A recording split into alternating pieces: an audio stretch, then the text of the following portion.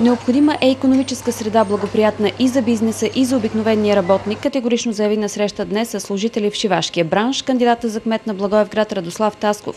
Създаването на максимално добри условия и помощ за малките и средни производители е цел на икономическата част от програмата на Тасков, зад който застава коалиция Демократичен алианс. Задължителен е постоянния и открит диалог между общината и бизнеса, който да е в полза на кадърните, младите, квалифицираните. За това съм амбициран да променим първо отношението на общинската администрация към жителите на Благоевград. Първото нещо, след присъединяването на България към Европейския съюз, до този момент всичките чакаме благата, които предлага този Европейски съюз. Всяка една програма, 7 са оперативните програми, по които може да се оптимизира дори и това производство.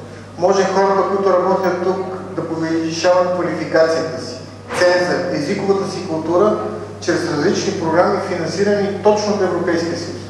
Така че предвиждаме да създадем на първо място информационен център в общината, който постоянно да казва на бизнеса от Благоевград какви са възможностите от Европейския съюз.